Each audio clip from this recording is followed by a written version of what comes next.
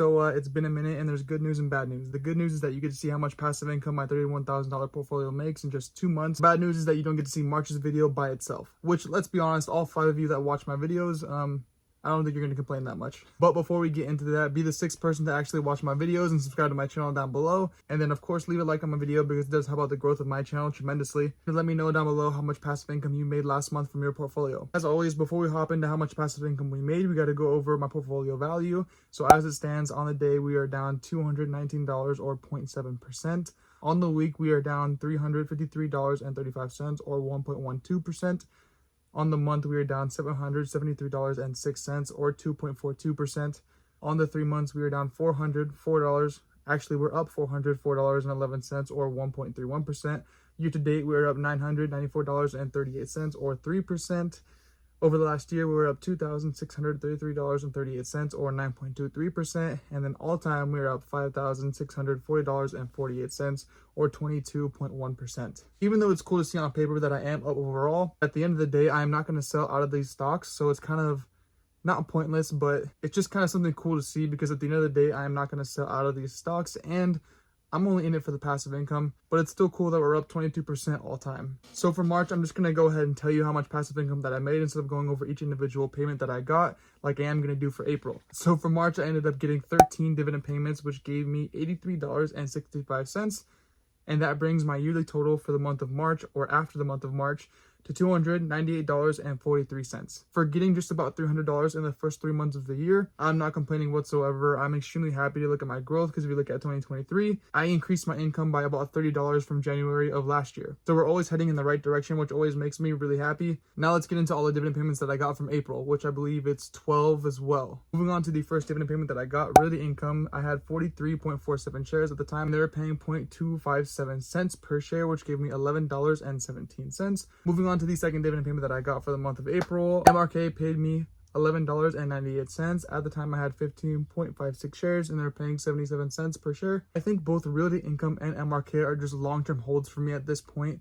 I truly believe that Realty Income is going to come out from the negative as they are right now. I'm done putting more money into Realty Income because they are already up to like 8 or 9% of my entire portfolio. I don't want them to be any bigger than that. I think I have lowered my average cost as much as I possibly can, pretty much without risking them going any lower. And then MRK, I am just up overall a crazy amount, like $1,000 or something like that. So it's kind of hard to justify buying more and bringing up my average cost. So I am just going to hold on to both Realty Income and MRK for the time being. The third dividend payment that I got from the month was from Pepsi. At the time, I had 3.08 shares and they're paying $1.26 per share, which gave me $3.90. Pepsi is a stock that I'm going to buy a lot more of in the near future. They're only worth like maybe 3% of my entire portfolio, like a measly $800. But I really love Pepsi, just like I love Coke. I think both are going to be really huge staples in my portfolio moving forward. The next dividend payment that I got was from Main Street Capital. At the time, I had 11.45 shares and they're paying 0.24 cents per share, which gave me $2.75. Main Street Capital is another stock in my portfolio that's kind of just there.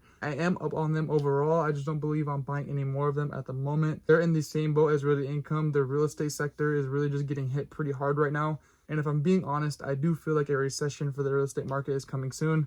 But for the time being, I'm just not going to buy any more and hold on to it. The next dividend payment that I got was from Prospect Capital. At the time, I had 26.37 shares and they're paying 6 cents per share, which gave me $1.58. Prospect Capital, I totally forgot that I have this in my portfolio, but they literally make up like maybe 1% of my entire portfolio. So I am just going to leave it there for the time being. But I think at the end of this year, for tax purposes, I'm going to take the loss on Prospect Capital. I think it's only like maybe $60 for me. I'm going to take that loss, sell out of that position and put that money towards something else to make me more passive income. Next dividend payment that I got was from Chase Bank. At the time, I had 11.35 shares and they were paying $1.15 per share, which gave me $13.06.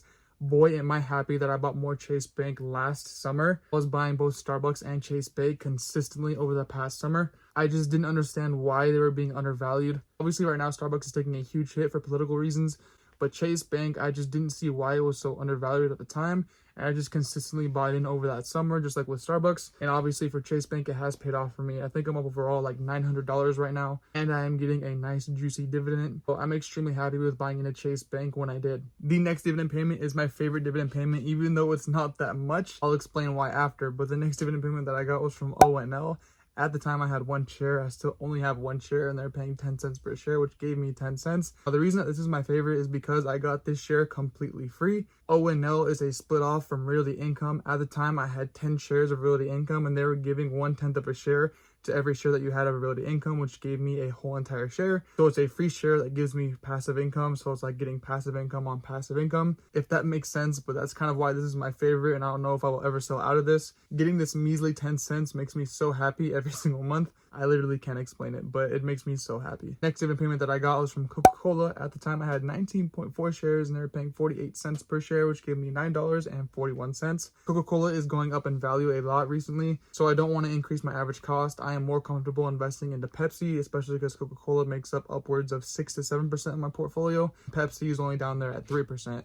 So at the time being, I'm not focused on Coke, but maybe in the near future, I'll buy more Coke. The last dividend payment that I got in my Robinhood portfolio is from SPHD. At the time, I had 62.31 shares and they were giving 14 cents per share, which gave me $8.79. I have no idea what happened with SPHD. I was getting upwards of like $10 every single month.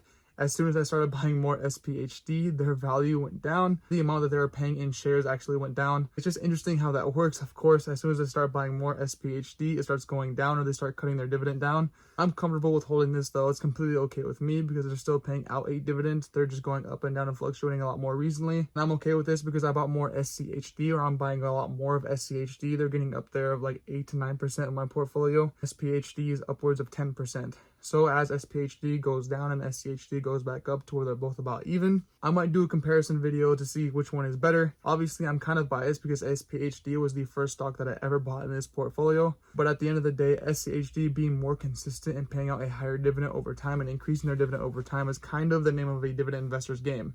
And then now if we hop over to my public portfolio, which has about $1,500 in it, I have all of my aggressive stocks in here. I have both JEPI and QYLD.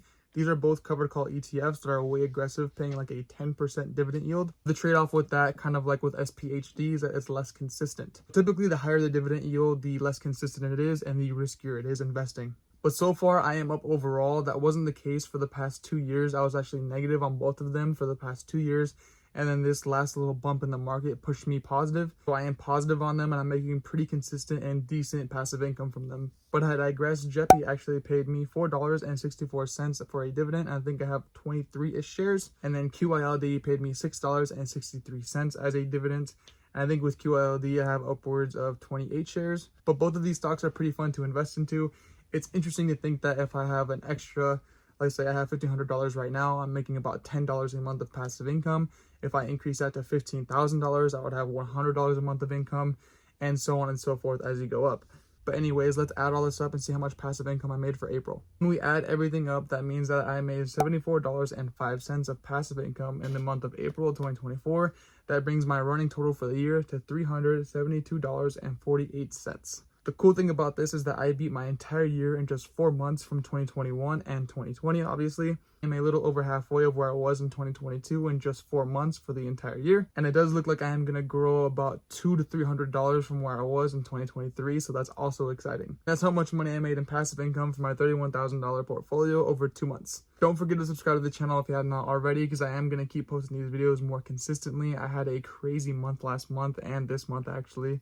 No more excuses if I'm not posting a weekly vlog video for my training. I am also going to be posting my passive income portfolio. So don't forget to subscribe, and then of course tell me if you're also building a passive income portfolio, how much money you made in passive income last month. And then lastly, like the video because it helps out my growth a lot. I appreciate it, and I will catch you guys next week. Peace.